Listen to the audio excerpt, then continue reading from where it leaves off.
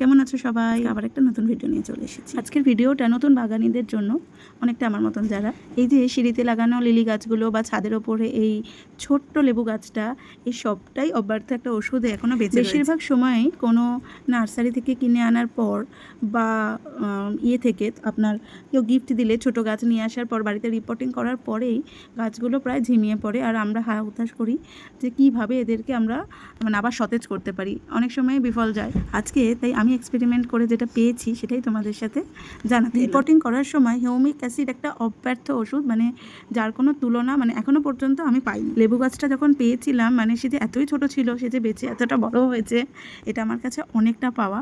যাই হোক, আমি একটু প্রসেসটা বলে ছোট্ট একটা কাপে জল নিয়ে তাতে 1 চিমটে পরিমাণে হিউমিক অ্যাসিড দিয়ে গুলে রেখে এবার আমি যে গাছগুলো রিপোর্টিং করি, একসাথে চেষ্টা করি বেশি গাছ রিপোর্টিং করার, সেগুলো সব ডুবিয়ে রেখে দিই 5 থেকে 15 মিনিট অবধি। ততক্ষণে অন্যদিকে ভার্মি, মাটি, বালি, নিমখোল এইসব দিয়ে মাটিটা প্রস্তুত করে নিই, যেটা বেস মাটি হবে।